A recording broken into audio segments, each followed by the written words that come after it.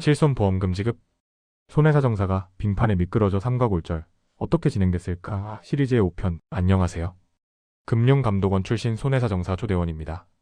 이번 영상은 그 중에서도 실손보험금 지급 결과를 중심으로 말씀드리겠습니다. 본격적인 이야기에 앞서 앞선 편들을 아주 간단히 정리하고 시작하겠습니다. 1편에서는 빙판길 낙상으로 삼가 골절이 발생했고 입원과 수술, 그리고 퇴원까지의 전체 경과를 다뤘습니다. 2편에서는 사고 사실을 어떻게 입증해야 하는지, 배상책임보험 접수를 위해 어떤 자료를 확보해야 하는지를 정리했고요.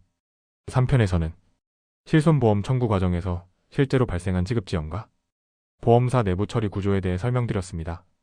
4편에서는 실손보험에서 많은 분들이 헷갈려 하시는 본인부담금 상한제, 이른바 본부상과 실손 청구 시 주의해야 할 핵심 포인트를 다뤘습니다. 그리고 오늘 5편에서는 실손보험금이 실제로 어떻게 지급됐는지, 그 과정에서 느낀 현실적인 부분들을 말씀드리겠습니다. 실손보험 청구와 지급기한. 저는 12월 24일 실손보험을 청구했습니다. 약관상 보험사는 청구일로부터 3영업일 이내 보험금을 지급해야 합니다. 계산해보면 12월 30일이 최종 지급기한이었죠.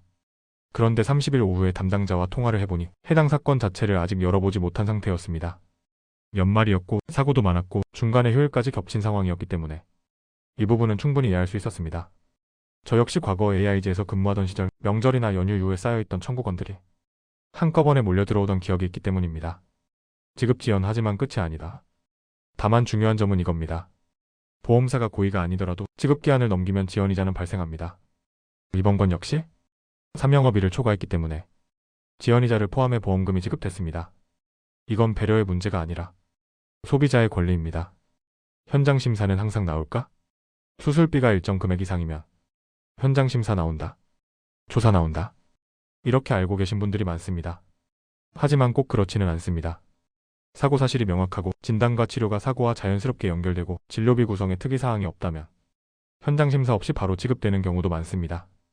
이번 제 사례 역시 별도의 조사 없이 지급이 완료됐습니다. 실손보험에서 가장 위험한 부분, 지급 자체는 무난하게 끝났습니다.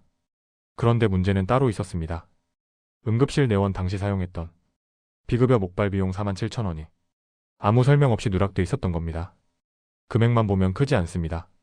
하지만 이게 더 문제입니다. 왜냐하면 보험사는 감액이나 누락이 있을 경우 그 사유를 설명해야 할 의무가 있기 때문입니다. 설명이 없으면 피보험자가 세부 내역서를 꼼꼼히 보지 않는 이상 그냥 지나가게 됩니다. 실손보험에서 가장 많이 놓치는 게 바로 이런 소액 비급여입니다. 실손보험은 신뢰보다 확인. 실손보험을 오래 보다 보면 느끼는 게 있습니다. 실손보험은 보험사가 알아서 잘해주겠지 라는 신뢰로 접근하면 놓치는 게 반드시 생깁니다. 지금 문자를 받았다고 끝이 아닙니다. 반드시 확인해야 할 건 3가지입니다. 1. 급여와 비급여가 어떻게 나뉘었는지. 2. 빠진 항목은 없는지. 3. 감액이 있다면 설명이 있었는지. 이 3가지만 확인해도 불필요한 손해는 상당 부분 막을 수 있습니다. 잘 처리해준 담당자에게는 한 가지 더 말씀드리고 싶은 부분이 있습니다. 이번 건에서 지급을 담당해주신 분은 전체적으로 깔끔하게 잘 처리해주셨습니다. 그래서 저는 통화로 감사 인사를 드린 것에 더해 보험사 고객 칭찬 게시판에도 글을 남겼습니다. 이건 보여주기식이 아닙니다. 이런 기록은 실제로 내부 평가와 인사에 반영됩니다. 보험은 결국 사고가 났을 때 드러나는 상품이고 포상은 보험사의 얼굴이라고 생각합니다. 잘한 부분은 소비자도 분명히 남겨주는 게 맞습니다. 이번 실손보험 청구는 전체적으로 보면 큰 문제 없이 마무리됐습니다. 다만 소액 누락처럼 조금만 방심하면 놓칠 수 있는 지점이 분명히 존재했습니다. 실손보험은 큰 금액보다 작은 금액에서 분쟁이 시작되는 경우가 더 많습니다. 앞으로도 이 시리즈에서는 실손 한도 관리, 배상책임보험과의 관계, 후유장애 가능성 등 실무적으로 중요한 부분들을 계속 다뤄보겠습니다. 오늘 영상에 실손보험을 청구하시는 분들께 조금이라도 현실적인 도움이 되었길 바랍니다. 손해사정사무소가 온 조대원 손해사정사였습니다. 감사합니다.